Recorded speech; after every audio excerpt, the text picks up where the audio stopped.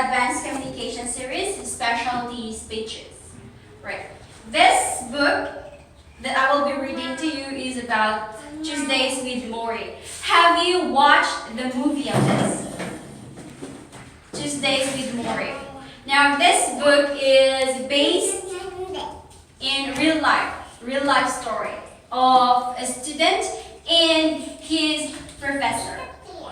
So Mitch album about the author, okay, let me tell you about the author.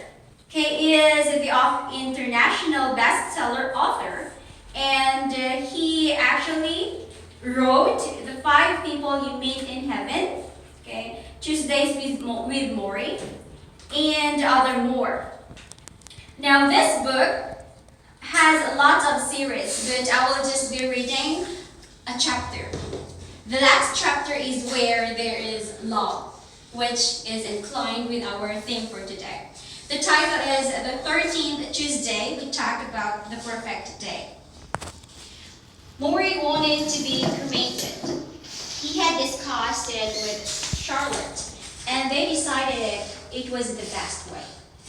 The rabbi from Brandeis, Alex Elrod, a longtime friend whom they chose to conduct the funeral service, had come to visit Maury, and Maury told him of this cremation plan. And, yes, make sure they don't overcook me. The rabbi was stunned, but Maury was able to joke about his funny mouth. The closer he got to the end, the more he saw it as a mere shell, a container of the soul. It was withering to useless skin and bones anyhow, which made it easier to let it go. We are so afraid of the sight of death, Maury told me when I sat down. I adjusted the microphone on his collar, but it kept flopping over. Maury coughed. He was coughing all the time now. I read a book the other day. It said as soon as someone dies in a hospital, they pull the sheets off over their head, and they wheel the body to some chute and push it down. They can't wait to get it out of their sight. People act as if death is contagious. It's not contagious, you know. Death is as natural as life. It's part of the deal we made. He coughed again, and I moved back and waited, always braced for something serious. Maury had been having bad nights lately, frightening nights. He could sleep only a few hours at a time before violent hacking spells woke him. The nurses would come into the bedroom, pound him on the back, try to bring up the poison. Even if they got him breathing normally again, meaning with the help of the oxygen machine, the fight left him fatigued the whole next day.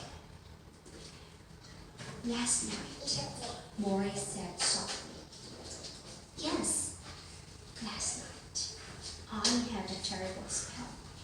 It went on 4 hours, and I really wasn't sure I was going to make it.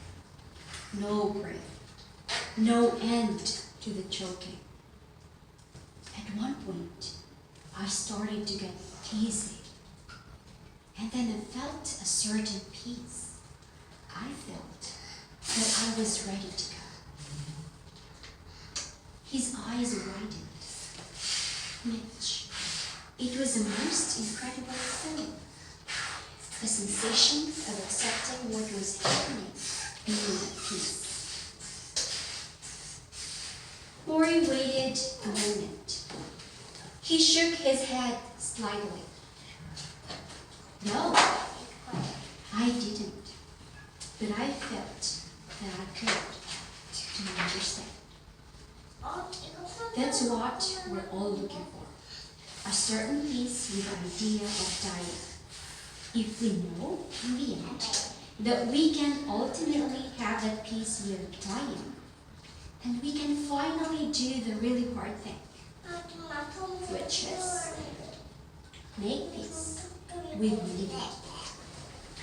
He asked to see the hibiscus plant on the ledge behind him. I cocked it in my hand and held it up near his eyes. He smiled.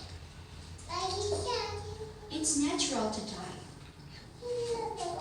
The fact that we make such a big hullabaloo over it is all because we don't see ourselves as part of nature. We think because we're human, we're something above nature. He smiled at the fact. We're not. Everything that gets born dies. He looked at me. Do you accept that, Mitch? Yes. All right. Now, here's the payoff. Here is how we are different from these wonderful plants and animals. Morris said, as long as we can love each other and remember the feeling of love we had, we can die without ever really going away. All the love you created is still there. All the memories are still there. You live on in the hearts of everyone you touched and nurtured while you were here. His voice was raspy, which usually meant he needed to talk for a while. I placed the plant back on the ledge and went to shut off the tape recorder. This is the last sentence Maury got out before I did. Death ends a life, not a relationship. Death ends a life, not a relationship.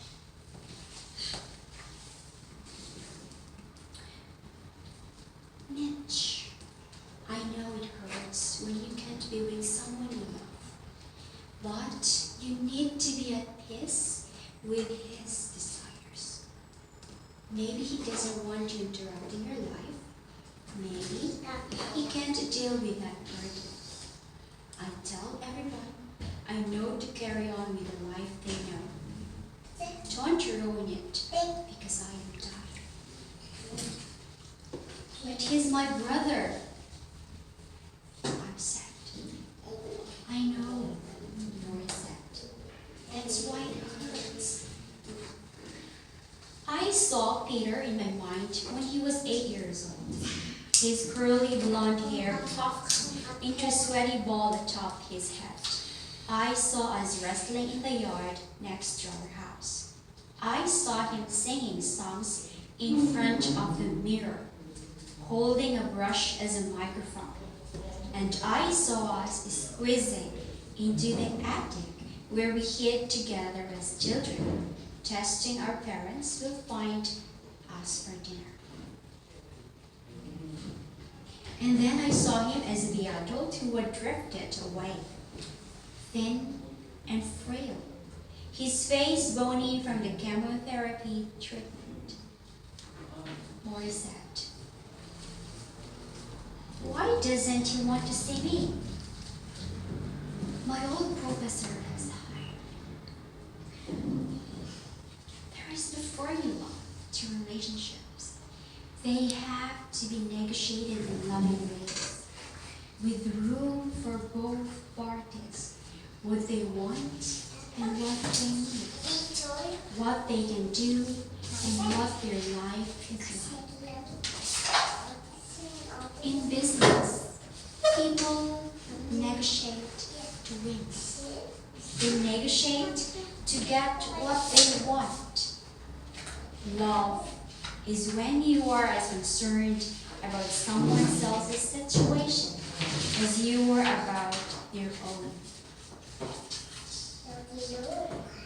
Mitch, you've had these special times with your brother, and you no longer have what you had with him. You want them back. You never want them to stop. That's part of being human.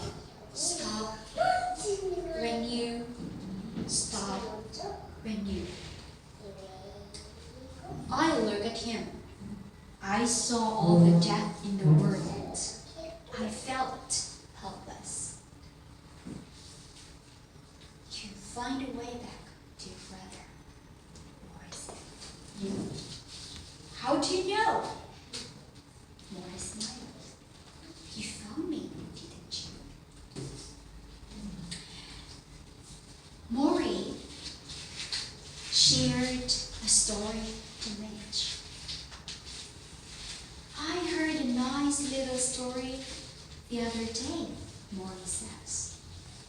He closes his eyes for a moment and I wait. Okay, the story is about a little wave bobbing along in the ocean, having a grand old time. He is enjoying the wind and the fresh air until he notices the other waves in front of him crashing against the shore. Oh, this is terrible, the wave says. Look, what's going to happen to me? Then along comes other wave. It sees the first wave looking green, and it says to him, why don't you look so sad? The first wave says, you don't understand. We're all going to crash. All of us waves are going to be nothing. Isn't it terrible? The second wave says, no, you don't understand. You're not a wave. You're part of the ocean. I smile. Mori closes his eyes again. Part of the ocean, he says. Part of the ocean. I watch him breathe in and out, in and out. It was the 13th day. Mori and I have talked about the perfect day. On the 14th Tuesday, Mori says goodbye. It was a part of ocean, as Mori said, part of ocean. Toastmasters.